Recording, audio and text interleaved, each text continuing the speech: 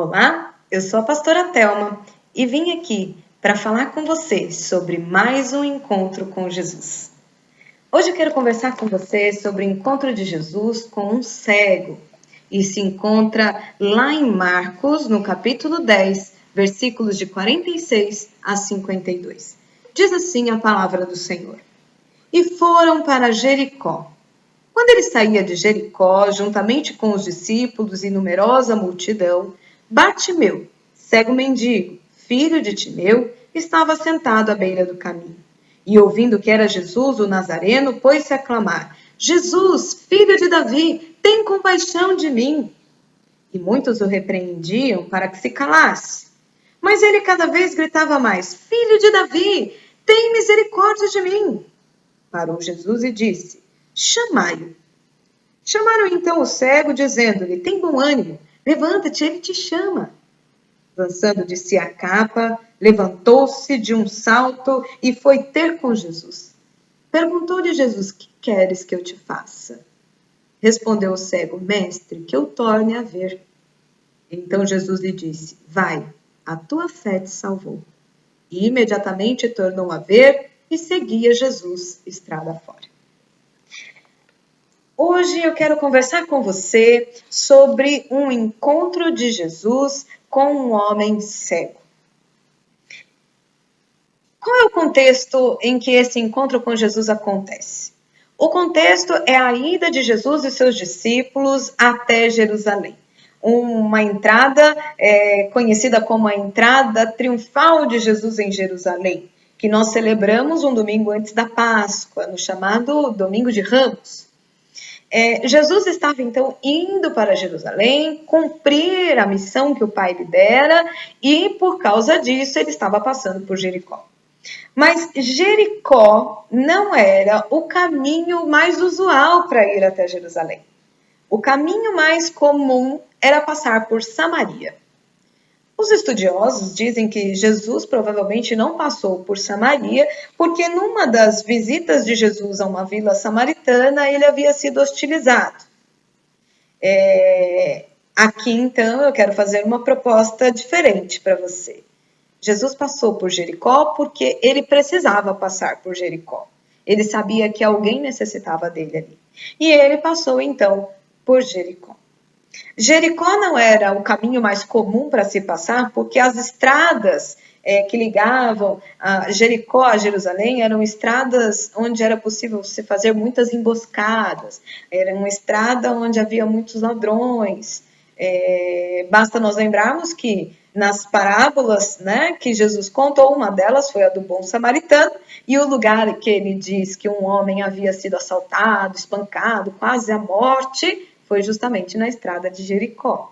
Então, a estrada de Jericó é uma estrada perigosa, não é a estrada que as pessoas gostam de passar.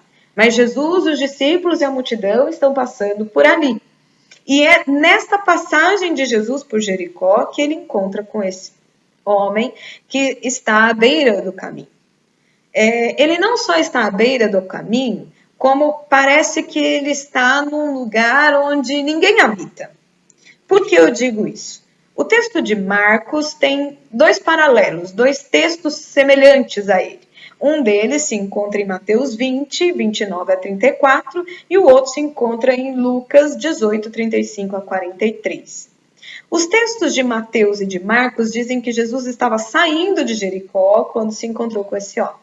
O texto de Lucas diz que Jesus estava entrando em Jericó quando se encontrou com esse homem.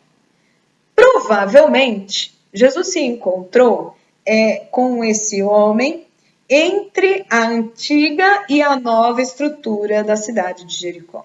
A antiga estrutura é aquela que o Antigo Testamento narra que Josué e o povo de Deus tomaram com a queda dos muros de Jericó e tal. A nova estrutura de Jericó é a estrutura que Herodes o Grande construiu. Então, entre uma e outra estrutura é que acontece esse encontro do cego com Jesus. Percebe-se, então, que esse homem está à margem da sociedade. Tanto é que o texto de Marcos 10, o versículo 46, diz que era um homem que estava à beira do caminho. Ele não estava num lugar de destaque, ele estava num lugar onde as pessoas não enxergam. Ele era o cego, mas na verdade ninguém o enxergava. Provavelmente é a mesma sensação que hoje as pessoas têm quando não são enxergadas porque moram na periferia, porque são excluídas por conta de uma deficiência, seja ela de qual ordem for, ou por conta da sua classe social, enfim, existem muitas as exclusões hoje, e esse homem era um homem também excluído. Quem é esse homem, então, que se encontra com Jesus à beira do caminho, nessa estrada de Jericó? Esse é um homem cego, segundo o texto, mendigo, que está à beira do caminho, né? Ele não é enxergado, e diz o texto que ele se chama Bartimeu. Mas Bartimeu vem da expressão bar, que em hebraico significa filho, e Timeu provavelmente era o nome do pai dele. Então, até mesmo a identidade ele já havia perdido. Ele era conhecido como o filho de Timeu. Sabe quando a gente fala assim, é o filho do dono da padaria, é o filho da fulana que mora na rua de cima? É mais ou menos assim que esse homem é conhecido. Sequer a identidade havia sido resguardada. Tudo isso, provavelmente, porque ele havia perdido a visão. E a visão aqui não tem a ver com o perder o significado de vida, sentido da vida, o valor de vida, mas sim com a visão física mesmo. Ele havia perdido a sua visão e ele não podia mais estar no meio da sociedade. Ele ficava agora à margem, ele ficava excluído. Mas esse homem era alguém que conhecia a palavra de Deus. Ele não só conhecia, como ele demonstrou que praticava a palavra de Deus, porque ele reconhece em Jesus um caráter messiânico, um caráter salvífico. Ele diz a expressão filho de Davi, tem compaixão de mim. Filho de Davi, tem misericórdia de mim. Isso significa que ele então reconhecia em Jesus o Messias que as Escrituras prometiam. Ele reconhecia em Jesus o Cristo, aquele que haveria de vir para nos salvar. E ele clama por esse Salvador. Jesus, enquanto está passando por Jericó, ele tem um foco. O foco dele é chegar em Jerusalém, para cumprir a missão que o Pai lhe dera de salvar a humanidade. Mas Jesus ouve o clamor desse homem. Ele ouve porque ele sente que há algo que está para além das palavras desse homem. Há algo chamado fé nas palavras deste homem. E Jesus para falar com ele. Enquanto a multidão diz, fica quieto, Jesus diz, chamai-o. A multidão, então, olha com outros olhos agora para o homem e diz, tem bom ânimo, levanta-te, venha, ele quer te ver, ele está te chamando.